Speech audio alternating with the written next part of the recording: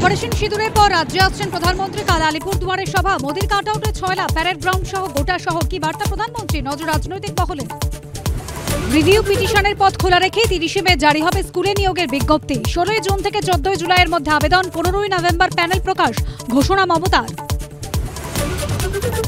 সরকার online আবেদনের সময় আরো বাড়াতে পারত, আমাদের সঙ্গে অবিচারের দায় সরকারের।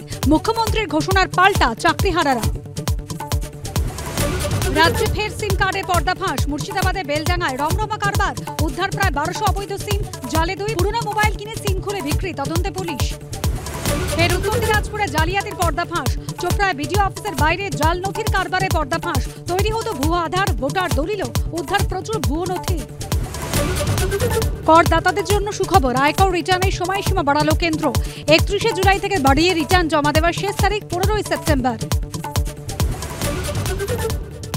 প্রাতিষ্ঠানিক দুর্নীতি যদি চাকরি গিলে খায়, সরকারকেই নিতে হবে যোগ্যদের দায়। যুক্তিতক্ক, রাত 8টা।